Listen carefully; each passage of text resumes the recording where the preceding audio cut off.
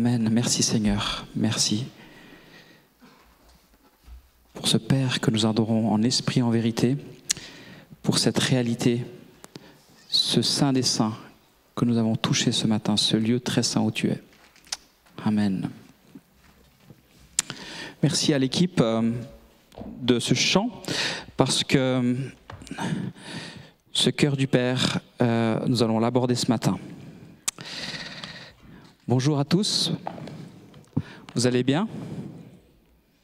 Très bien, très bien. Voilà, donc je vous propose ce matin de pouvoir continuer dans la thématique sur l'amour de Dieu. Vous savez que j'ai abordé ce thème depuis un petit moment déjà. Et nous allons continuer ce matin et sur cette thématique.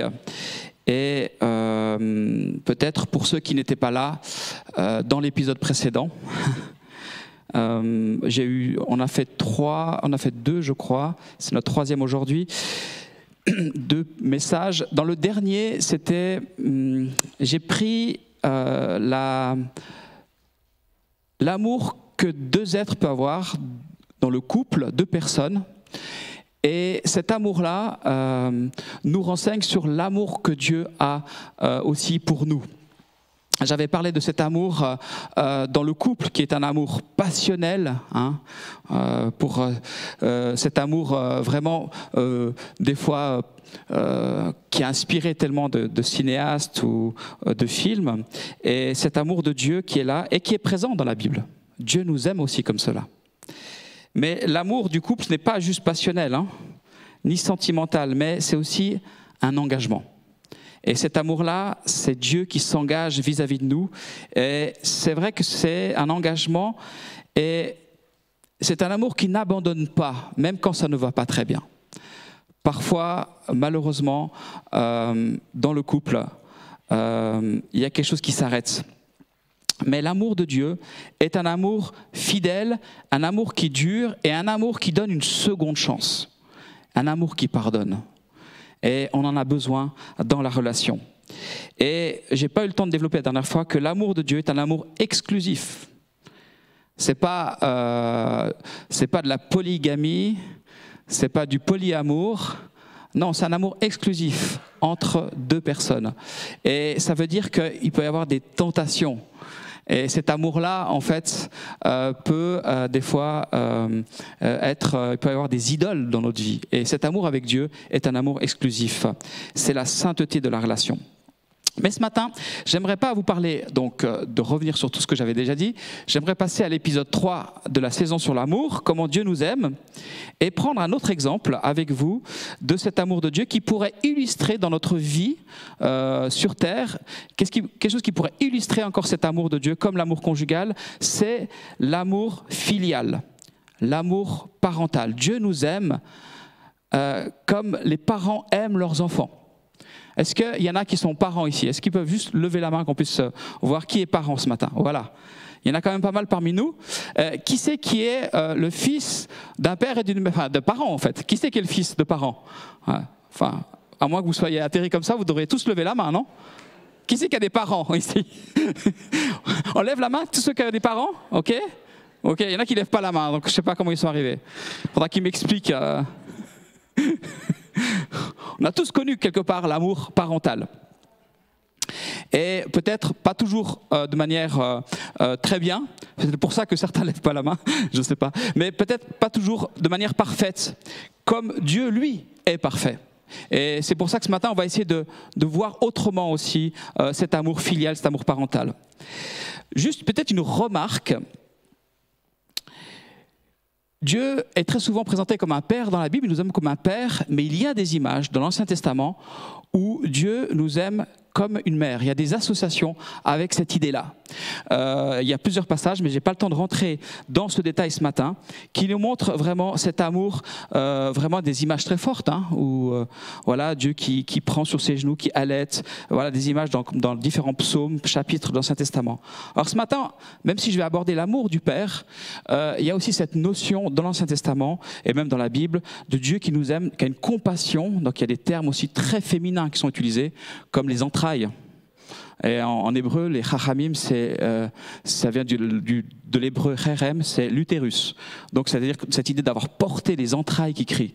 Mais ce matin, on va se concentrer plutôt sur l'amour du Père, même s'il faut garder à l'idée, c'est plutôt cet amour filial. Que Dieu nous aime comme des parents aiment leurs enfants. Que Dieu nous a adoptés. C'est extraordinaire, n'est-ce pas? Nous avons été adoptés, nous avons reçu l'esprit d'adoption qui dit « Abba, Père » et qui fait de nous des enfants de Dieu. Nous sommes enfants de Dieu. Voilà la réalité de cette filiation. Et ce matin, pour parler de cet amour de Dieu filial, j'aimerais parler de l'amour du Père au travers d'une parabole, d'une histoire qu'on connaît bien, une histoire de la Bible. Et ça n'a rien à voir avec la fête des pères aujourd'hui. C'est un hasard du calendrier que je parle de ça. Mais j'aimerais souhaiter au passage à tous les papas et à tous les pères une joyeuse fête des pères. On peut juste les applaudir, tous ces papas qui sont là. Et voilà. Merci pour tout ce que vous faites. Soyez bénis. Et j'aimerais vous parler de la parabole du fils prodigue, comme on l'appelle. Peut-être que c'est une parabole que vous connaissez déjà bien pour certains, peut-être pour d'autres c'est nouveau. J'ai réalisé que je n'ai jamais parlé sur cette parabole depuis que je suis à Lazare. Même si ça fait 12 ans que je suis à Lazare cet été, je n'ai jamais parlé sur cette parabole, donc voilà, c'est chose faite, je pourrais le dire. On va prendre ensemble, si vous êtes d'accord, cette parabole qui est dans l'évangile de Luc, qu'on appelle souvent la parabole du fils prodigue, mais qu'on pourrait appeler la parabole des deux fils. Parce que cette histoire se concentre sur deux fils, pas seulement sur un seul. Et plus que ça, elle ne se concentre pas que sur deux fils, mais elle se concentre aussi sur le Père. On pourrait l'appeler la parabole du Père et de ses deux fils. Ça nous donne un peu une autre perspective de cela. Je vais vous proposer qu'on la prenne, qu'on la lise. Et comme il y a plusieurs versets, alors ça c'est l'image justement sur la parabole du fils, un tableau de Rembrandt avec le fils prodigue qui revient, mais le fils aîné aussi qui est là, à droite, et le père qui l'accueille. Voilà, donc on peut lire dans l'évangile de Luc au chapitre 15 et les versets suivants. Alors je vais vous proposer un petit exercice. Parce que souvent, quand on lit, on peut vite partir dans ses pensées, vous pouvez vous habituer à ma voix. Alors, ce que je vais vous proposer, c'est que vous allez vous mettre deux par deux et vous allez vous la lire. Pas la lire chacun de son côté, mais la lire à l'autre. Alors, ça va faire un peu de brouhaha, c'est pas grave. Mais l'idée, c'est que des fois, quand on lit à haute voix, on entend des choses que peut-être qu'on n'aurait pas lues juste dans sa tête. Alors, je vous propose de sortir vos Bibles et de faire comme vous voulez. Soit vous lisez un verset à l'autre, ou soit vous lisez une portion, chacun lit la moitié, à l'autre. Et si vous n'avez pas de connexion Internet, de Bible, j'ai des textes ici pour ceux qui ne l'ont pas et vous pouvez vous mettre deux par deux. Et je vais passer vous distribuer pour ceux qui n'ont pas.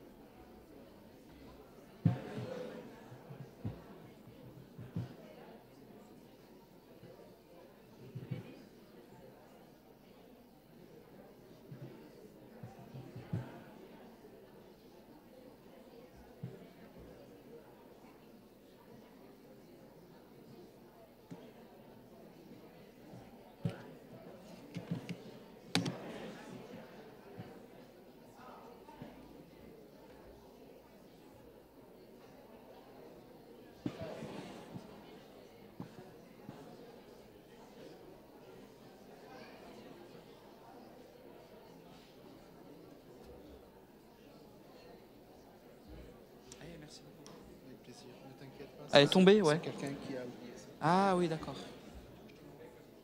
J'ai peur de me rentrer dans le doigt quand je bouge mes affaires.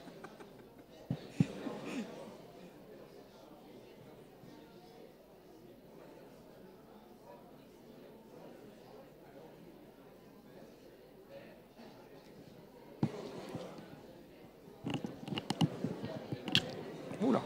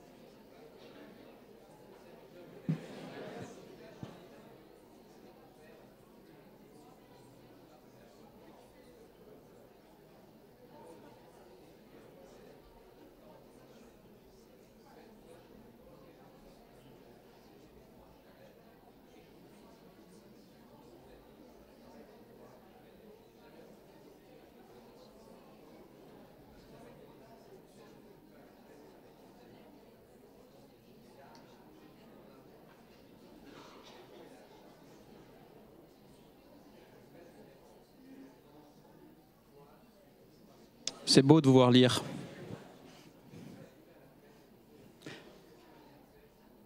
Quand l'Église lit tous ensemble.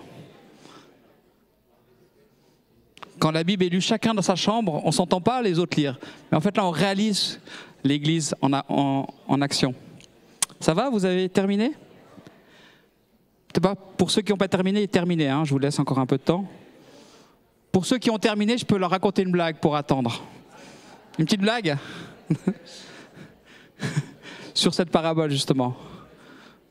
Vous savez qui c'est qui est... C'est à l'école du dimanche, un parent qui demande à un enfant, enfin un moniteur qui demande à un enfant, il dit, mais après avoir raconté cette histoire, qui c'est qui est triste dans l'histoire? Et le petit enfant répond, ben, le veau gras.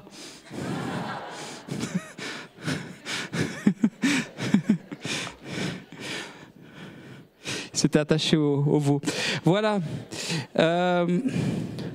Je vous propose donc de reprendre. Merci en tout cas d'avoir participé, d'avoir travaillé ce matin. Ah, pardon, j'ai un petit problème de technique. Voilà. Donc cette parabole, cette histoire que Jésus prend, nous permet de découvrir les aspects essentiels du cœur du Père. Parce que le personnage central de cette histoire, ce n'est pas les fils, c'est le Père. C'est ce Père humain, mais qui derrière nous montre le Père céleste, l'amour du Père céleste et de notre relation à lui. Donc nous allons suivre ce matin le cheminement de ces deux fils qui sont différents l'un et l'autre. Et pourtant, il y a des similarités entre ces deux fils. Les deux, en fait, nous verrons, sont en rupture de communion avec le Père. Et nous verrons qu'il y a un cheminement pour retrouver cette communion et cet amour du Père. Et nous verrons donc cela. Et j'aimerais vous interpeller avec une question que je reprendrai après. Ton Père est-il vraiment ton Père ? Alors, j'aimerais vous inviter à cheminer avec le premier fils, qu'on dit prodigue, mais qu'on pourrait dire le fils cadet, puisque le texte dit que c'est le plus jeune des deux fils.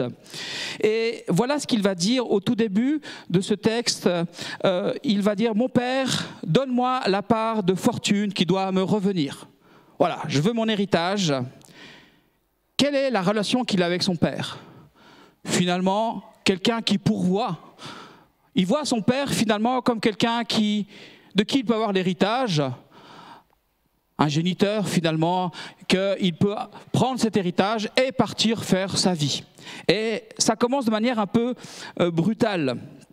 Et est-ce que parfois, dans notre relation avec Dieu, lorsqu'on prie le Seigneur ou lorsqu'on est en relation avec lui, finalement, on s'approche de Dieu finalement que pour avoir des choses, pour demander des choses. Bien sûr que la Bible dit que notre Père qui est aux cieux, que ton nom soit sanctifié, vous connaissez cette prière, donne-nous aujourd'hui notre pain de ce jour. Dieu pourvoit nos besoins.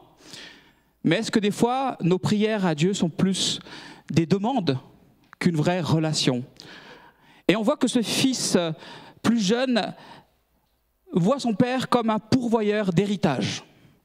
Et il se dit, je veux prendre mon héritage, je ne veux pas rester plus longtemps dans cette maison et je veux aller vivre ma vie. Et on voit qu'il quitte cette maison familiale pour aller dilapider, finalement, vivre dans une certaine forme d'insouciance. Certaines traductions disent qu'il a dissipé et vécu dans la débauche, mais ce n'est pas une bonne traduction. Plutôt dans une sorte d'insouciance, de grande... Voilà, on y va, on vit la vie.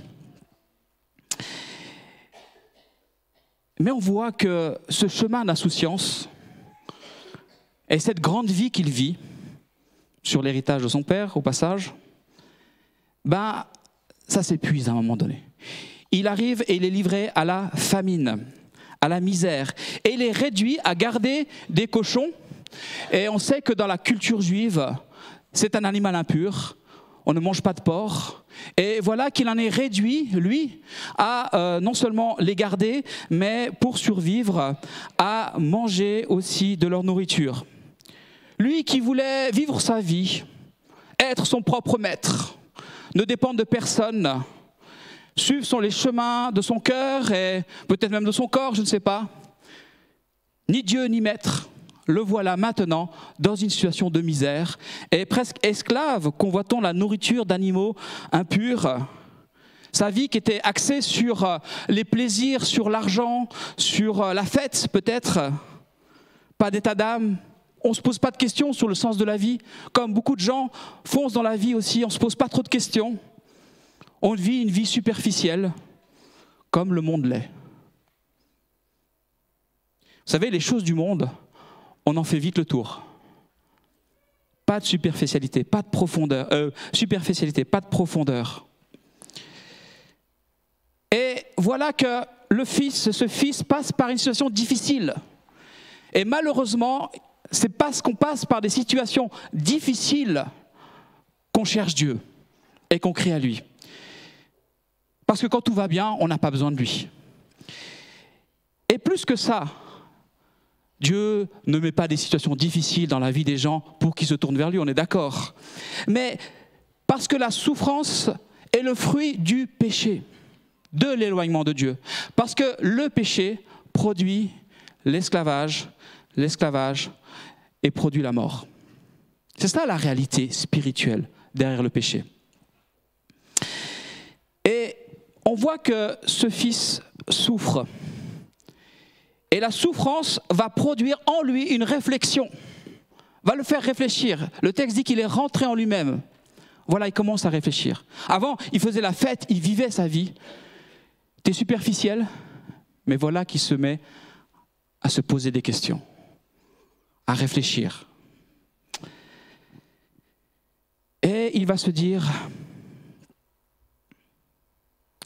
Il va faire une sorte de voyage intérieur en se disant, en se remémorant sa vie d'avant et réaliser ce qu'il a perdu.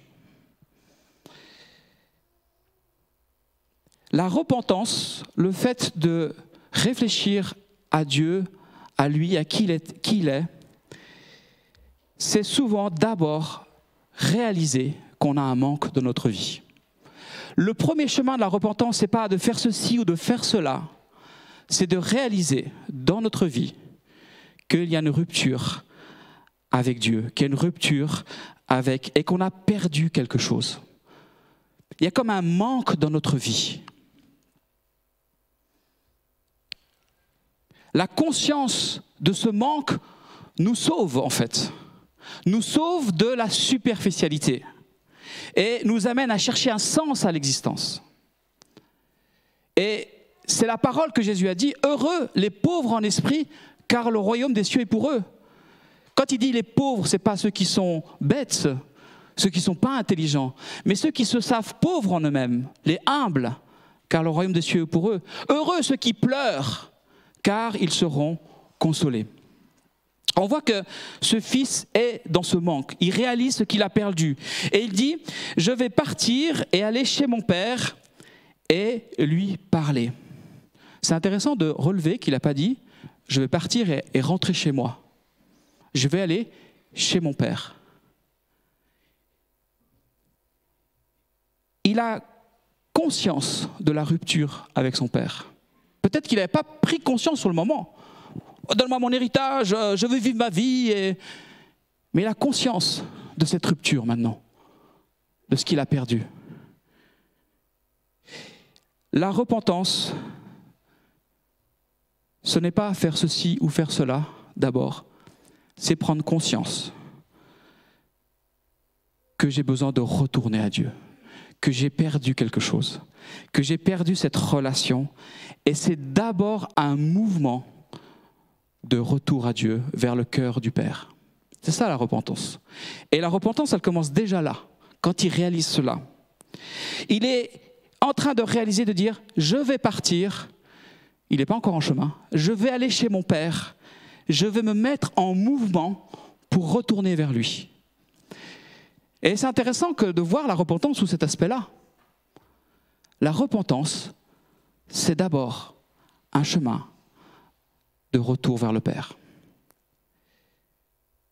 Et en hébreu, le terme repentance, c'est teshuva. Et c'est le mot repentance en hébreu.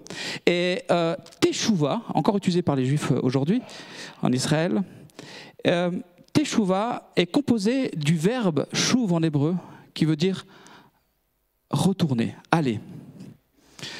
C'est la teshuva, le retour à Dieu. Et c'est intéressant, petite parenthèse, je regarde si j'ai le temps, petite parenthèse, le retour des Juifs sur leur terre. Au-delà de tout ce qu'on entend, hein, on ne va pas entrer dans le débat politique, mais si vous regardez tous ces Juifs qui ont été loin de leur terre pendant 19 siècles, 19 ans, ce serait 19 siècles, et ce retour sur leur terre, c'est intéressant, parce qu'à un moment donné, mes amis, Jésus revient bientôt. Et il est dit qu'il va revenir et qu'ils regarderont celui qu'ils ont percé et ils le reconnaîtront comme leur Messie. Amen. Ils reconnaîtront. Dans Romains, il est dit que tout Israël sera sauvé. Tous ceux qui seront là à ce moment verront ce Messie, ce Jésus-Christ qu'ils n'ont pas reconnu, ils le reconnaîtront. Et ça, c'est une espérance. Mais ce processus de repentance a déjà commencé, puisqu'ils sont déjà retournés. Et on voit tout ce que ça produit comme conflit et comme difficulté. La confession du Fils, je trouve, est exemplaire. Quand il se dit ce qu'il va dire à son Père, et dans ce processus de repentance, « J'ai péché contre le ciel et contre toi ».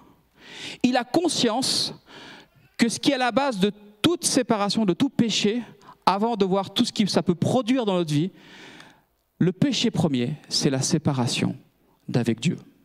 J'ai péché contre le ciel et contre toi. La rupture du jeune homme a d'abord été avec son Créateur, sa source, le sens. Parce que nous avons été créés à l'image de Dieu. Nous sommes tous, il y a un vide en chaque être humain, en forme de Dieu. Dieu nous a créés pour être en relation avec lui. Il y a comme un appel de la source, de son amour, de qui il est, qui est au fond de chaque être humain. Et c'est ça la source de tout péché, de tout ce qui peut produire après, par la suite. C'est la séparation fondamentale qui entraîne toutes les autres. Et c'est très important de reconnaître cette réalité-là. C'est cette prise de conscience qui nous permet de retourner à Dieu. Parce qu'il n'y a pas de grâce sans compréhension de ce péché primordial. Il n'y a pas de thérapie si on n'a pas diagnostiqué cette maladie-là à la base. Ce fils dit, j'ai péché contre le ciel et contre toi, et je ne suis plus digne d'être appelé ton fils. Traite-moi comme un de tes salariés. Waouh! Imaginez le chemin qu'a fait ce fils. Il a claqué la porte familiale en disant « Je prends mon héritage, je veux vivre ma vie ». Et il revient en disant « Je ne suis digne de rien ». Il ne réclame plus. Il n'est plus dans la contestation. Il n'est plus dans la revendication. Il se considère même plus lui-même comme fils. Traite-moi comme un de tes salariés, de tes ouvriers, de ceux que tu salaries. Il ne lui reste aucune dignité, aucun mérite, aucun droit. L'Évangile nous révèle l'extrême gravité de notre situation. Notre situation est grave, mes amis. Le péché nous a séparés, nous amène dans une situation terrible, même à croire que Dieu ne nous a pas créés, que Dieu n'existe pas, qu'il n'y a plus ce statut.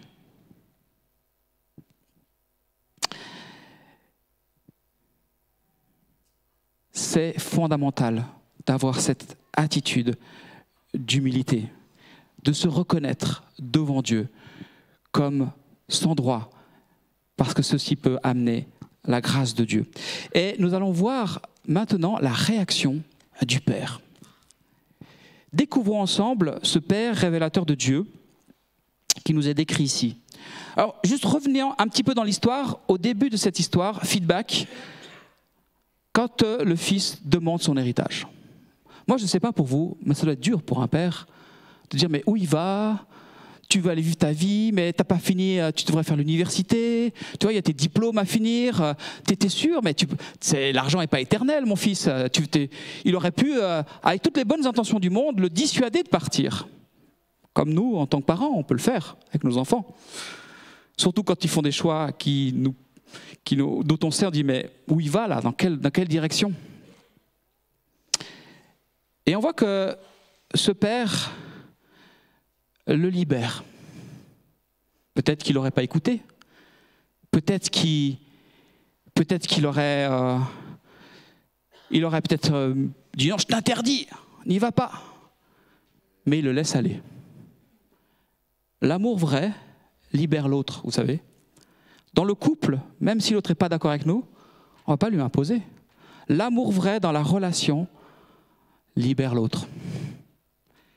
Et son père accède à sa demande, le libère.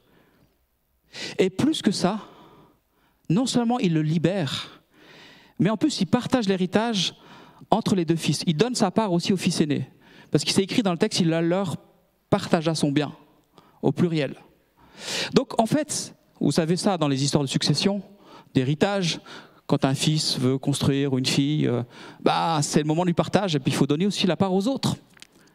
Donc le fils aîné reçoit aussi sa part d'héritage.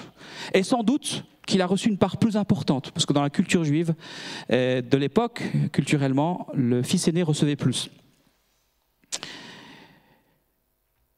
Voilà comment ils se sont quittés. Il aurait pu être dans ses droits. Ah, tu reviens maintenant. Ah, je t'avais dit que en dépensant ton héritage, tu aurais dû faire l'université là à l'UNIL. Je t'avais inscrit, tu te rappelles? Hein? En HEC, ah oui, forcément, pour faire fructifier le bien. Exactement. Mais ce père ne lui fait aucun reproche.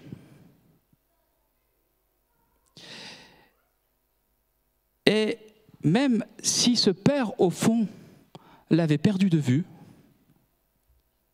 il ne l'avait jamais perdu dans son cœur. Jamais. Il était toujours là.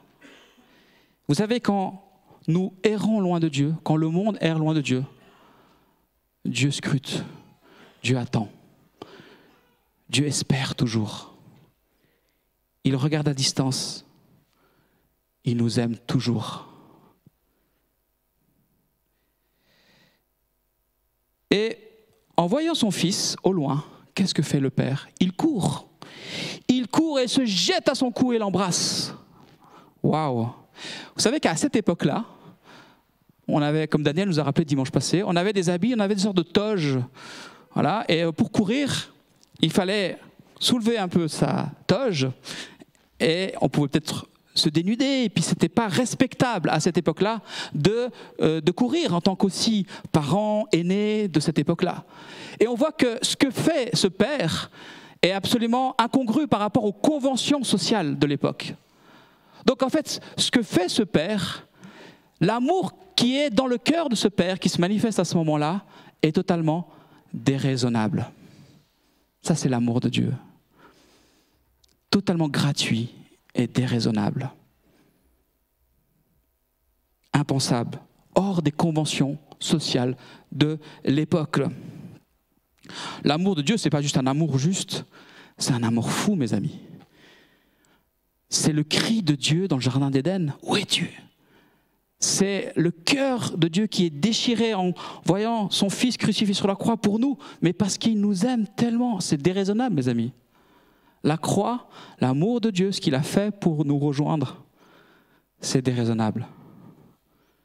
Ce n'est pas juste. C'est plus que juste. Et ce fils sale, va-nu-pied, sans rien, puisqu'il lui met des chaussures, c'est pas un va-nu-pied, qui devait sentir peut-être le cochon, il saute dans ses bras et il le saisit. Il n'y a pas, comme j'ai dit, un mot de reproche. Il n'y a pas d'attente d'une repentance, alors que le fils a déjà ouvert la bouche. Il s'est dit, mais il faut que... Il le saisit. Et le père restaure le statut de ce fils. Qu'est-ce qu'il lui dit? Qu'est-ce qu'il fait plutôt? Il l'habille avec une belle robe, une robe de choix. Il lui donne une bague. Et cette bague-là, c'est le signe de l'autorité familiale, paternelle. La bague, c'est le signe juridique de l'époque pour signer les documents. Et c'est le signe aussi de l'autorité du père. Donc il le rétablit dans le statut de fils, alors que ce fils pensait qu'il ne l'était plus.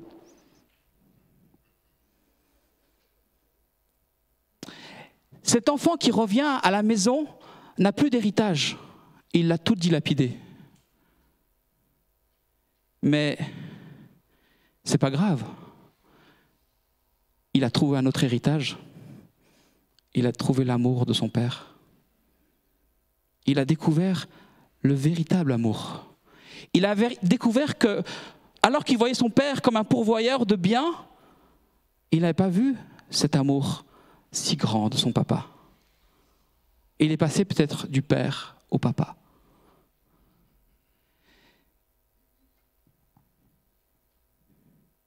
Parce que son père lui dit « mon fils » à ce moment-là. « Mon fils, mon fils ». Le père a changé dans le regard de son fils.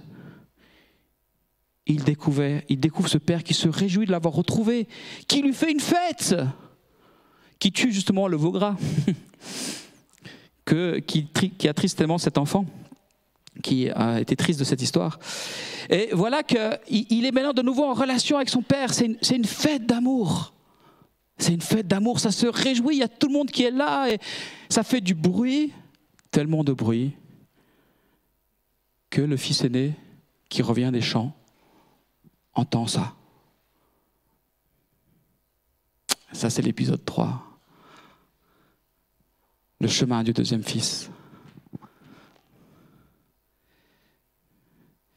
Alors, déjà, en introduction de son cheminement, le dialogue qui va s'en suivre maintenant entre le fils aîné et son père, c'est un dialogue qui ne termine pas.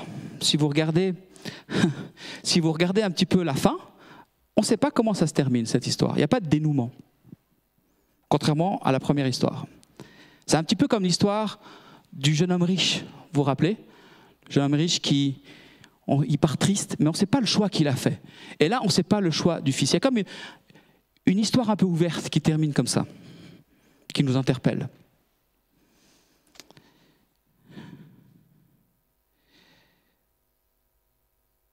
Cette histoire nous révèle que le fils resté à la maison est tout aussi éloigné de son père que le fils dépensier, celui qui a dilapidé le bien à l'étranger.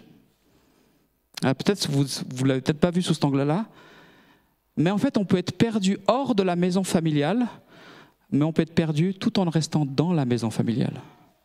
Vous savez, il y a des gens qui sont hors de l'église, qui sont perdus, qui n'ont pas fait ce chemin encore de repentance. D'ailleurs, c'est très important de voir que c'est d'abord en faisant ce chemin qu'on peut recevoir l'amour du Père. C'est important. On ne peut pas dire aux gens « aimez le Père ». Il faut d'abord qu'il y ait un processus de repentance dans leur vie. Donc, il y a plein de gens qui ne connaissent pas Dieu, ou peut-être qui sont éloignés de Dieu, qui sont en rupture avec le Père. Mais il y a plein de gens dans l'Église, tout en étant dans l'Église, qui ne sont pas en communion avec leur Père, qui sont aussi perdus que le Fils qui est parti. Alors, pour cela, on peut voir que dans ce texte, le Fils aîné est décrit en premier comme un travailleur. Alors, d'ailleurs, il a travaillé jusqu'au tard le soir pour entendre la musique, etc. Et derrière cette apparente qualité, puisque c'est un bosseur, il travaille dans l'entreprise familiale, malheureusement, derrière cette... Peut-être, là, il est obéissant, il fait tout. Derrière ce beau vernis, en fait, son attitude, son cœur est tout aussi déplorable. Et tout aussi déplorable que l'attitude du premier, quand il est parti, du fils cadet. Il va parler de son travail en le comparant à celui d'un esclave. Parce qu'il va dire, ça fait tant d'années que je te sers, je n'ai jamais désobéi à tes ordres, et moi, tu ne m'as jamais donné un chevreau pour me réjouir avec mes amis. Et le mot servir ici, te servir, c'est doulos en grec. C'est je te sers comme un esclave. Il n'a pas conscience d'être fils. Il sert, il fait le job pour son père. Et on se demande même pourquoi il fait le job, puisqu'il se considère comme un esclave et pas comme un fils. Est-ce qu'il y a une attente? Ah, mais peut-être qu'un jour, je récupérerai l'entreprise familiale. Donc finalement, son cœur est tout aussi intéressé que le fils cadet qui est parti. Donne-moi mon héritage. D'ailleurs, l'héritage, il l'a eu. Et il est en colère, ce fils aîné. Il est en colère. Lui qui fonde son travail sur l'obéissance, il a fait les choses bien comme il faut. Et ce fils-là qui a dilapidé tout est bien, lui, tu l'accueilles. C'est pas juste. Vous savez, il manque profondément quelque chose à ce fils aîné. C'est l'amour pour son frère. Il pêche contre un commandement qui est tellement fort, qui est « aime ton prochain comme toi-même ».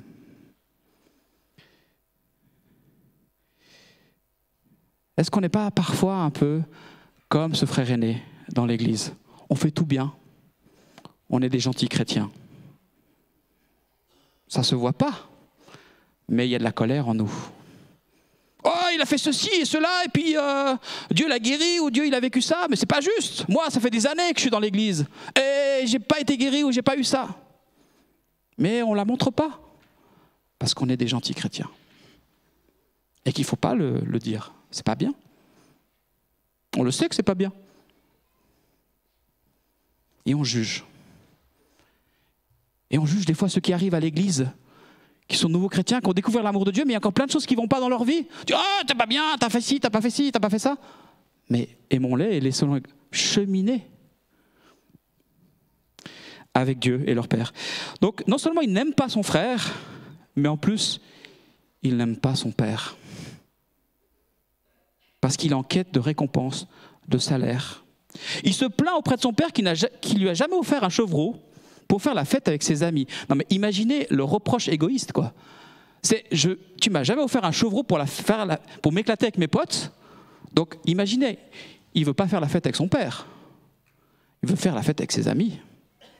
Est-ce qu'il n'est pas tout aussi... Il ne ressemble pas finalement au fils cadet qui a voulu partir avec les biens familiales pour faire la fête, lui avec ses amis.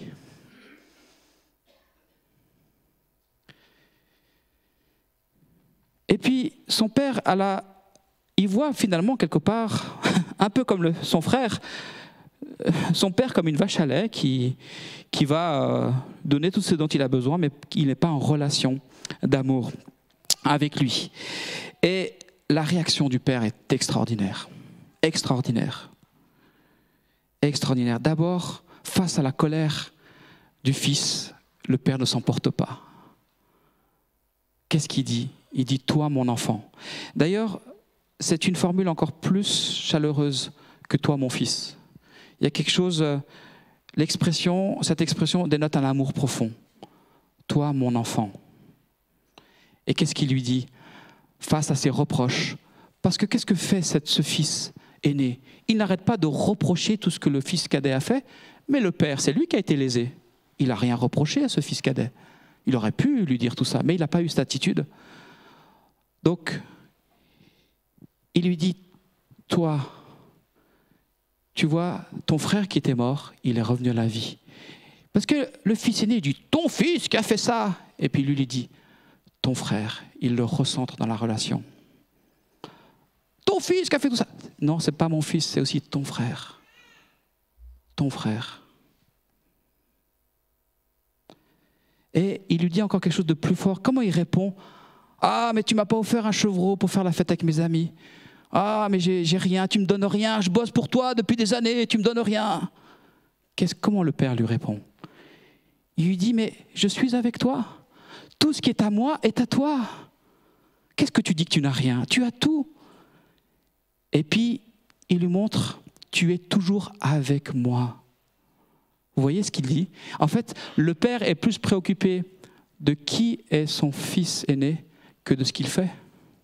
Il est plus intéressé par son cœur que par ses œuvres. C'est pareil avec l'autre fils. Il a fait des choses pas bien, certes, mais la communion est retrouvée. Il est plus intéressé par le cœur du fils cadet que ce qu'il a fait. Parce que ce qui est le plus important, c'est d'être en communion avec lui.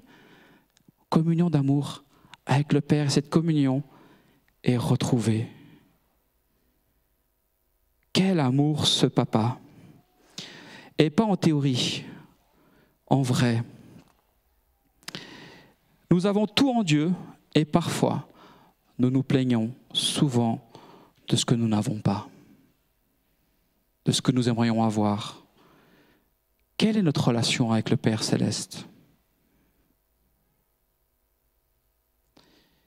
Le Père appelle son fils aîné à se réjouir de la fête qui se passe, se réjouir de la rédemption, du pardon des péchés, du salut. Voilà l'invitation qu'il lui donne. Est-ce qu'il va y répondre? Le texte ne le dit pas. Et ça, c'est un grand enseignement pour nous, mes amis, dans l'Église. Pour moi, comment je regarde mon frère, ma sœur? Si nous sommes enfants de Dieu, nous avons tous le même Père qui nous aime. Comment je regarde mon frère et ma sœur? Comment je regarde comment Dieu agit avec l'un ou avec l'autre? Et si nous sommes vraiment en communion avec le Père, nous recevons cet amour, alors nous pouvons regarder mon frère et ma sœur avec un amour réel et pas être dans la contestation, dans la justification et dans la colère. De nouveau, je disais dans ma première prédication sur l'amour, c'est en aimant Dieu et en se laissant aimer par lui qu'on pourra aimer mon frère et ma sœur. Vous savez, j'avais donné cette image de plus on est éloigné de Dieu, plus on s'approche, plus on se rapproche les uns des autres. Et c'est exactement ce que dit aussi cette parabole. Alors je termine avec cette question que j'aimerais vous laisser. Ton père est-il vraiment ton père?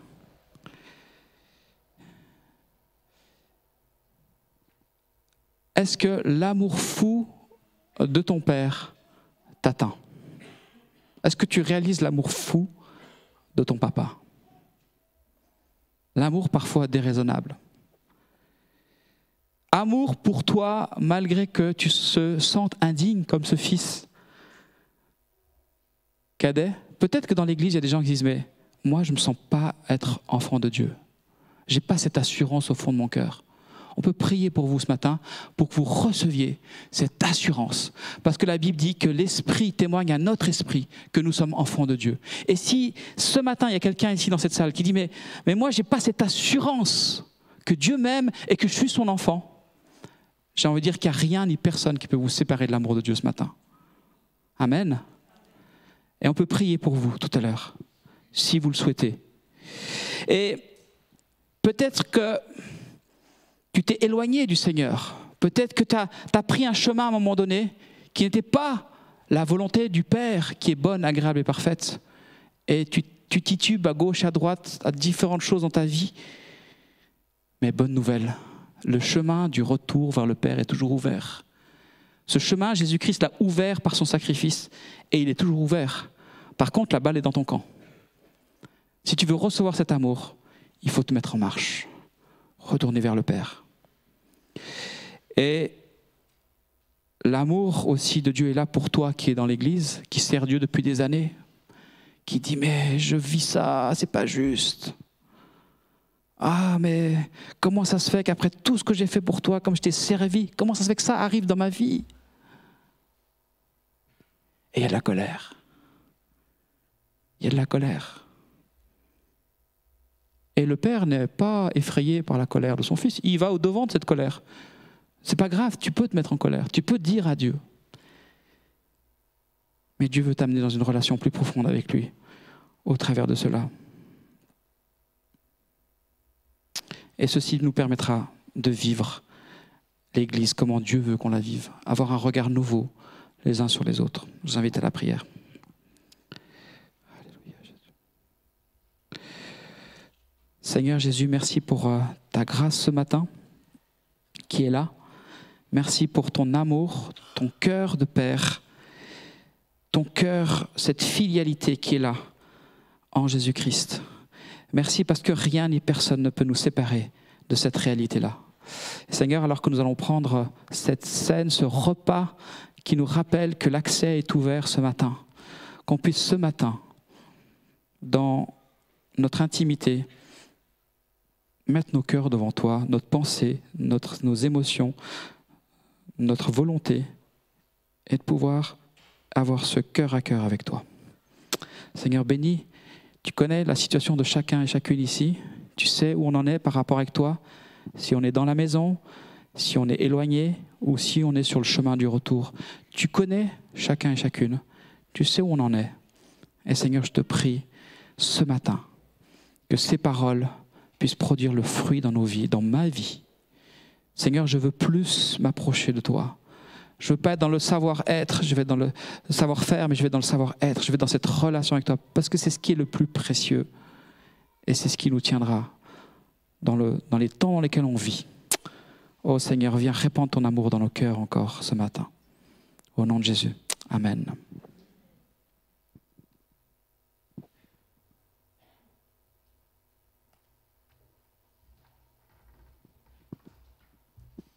Amen. J'invite l'équipe de louange à monter. Je propose qu'on continue à rester dans la présence de Dieu et